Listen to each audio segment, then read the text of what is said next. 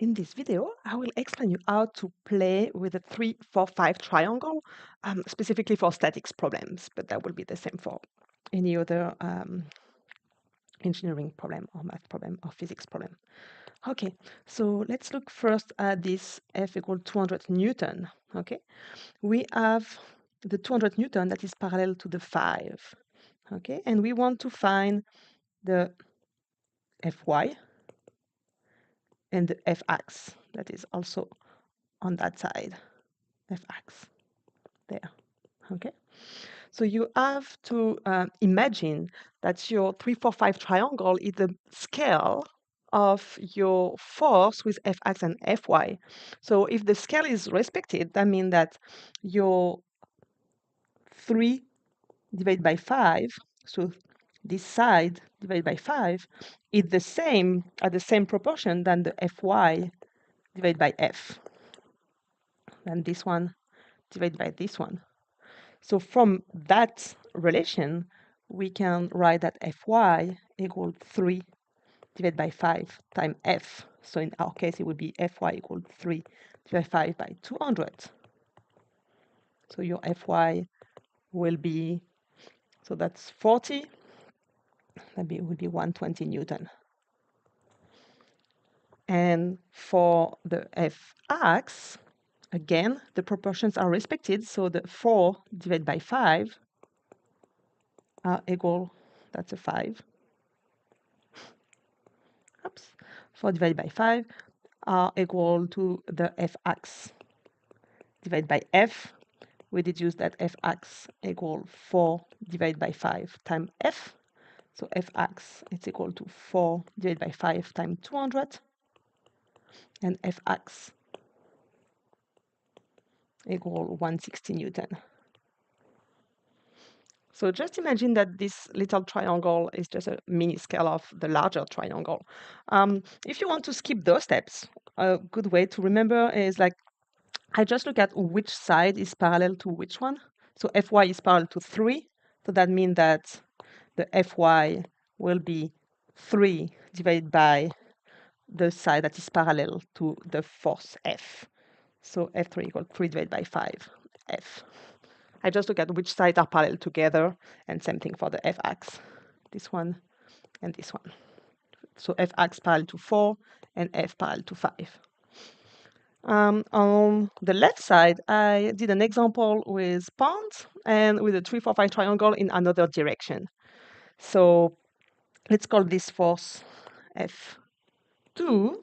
What you want to find is your F2 on the y, and the F2 on the x that is also there.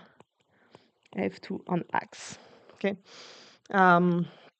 When you draw your force on the free body diagram or something, always keep all the tails together. Okay, but it's just to show you that the magnitude that we are looking for F2x is the same than this one. So what will be F2x? F2x is parallel to the 3, the side 3. So that will be 3 divided by 5 times the value of F2, that is 25 pounds. So F2x will be 15 pounds. Oops. And one thing that we need to look at is the direction of this F2x. F2x is going to the left. So that will be, if we, that's the magnitude. But if you want to write it as a vector, your F2 will be minus 15 on I hat. Just be careful of this minus there. Okay, that's for the magnitude. So this minus I added there, but you don't need to add it there. You need to add it on the vector. Okay, let me put it in parentheses. And in parentheses there too.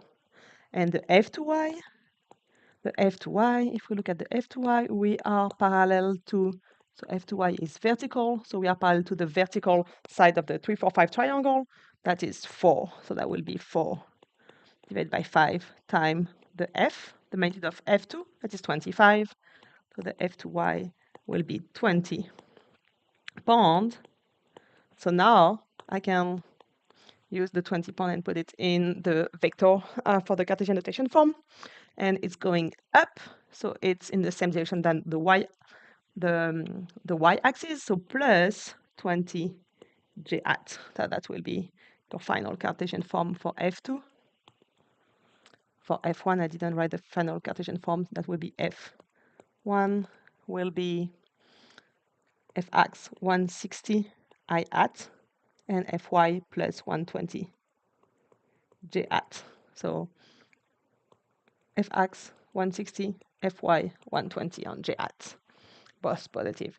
If you want to check that you have not done any mistake, you can always do the theorem of the Pythagorean theorem and check that 160 square plus 120 square is equal to the 200 square. Same thing on that side, you can check that the 15 square plus the 20 square will be equal to the 25 square. And we can really see that the proportions 3, 4, 5, it's just divided by 5. And this one with the 3, that the 4, that the 5, just multiply by 40 for all of them.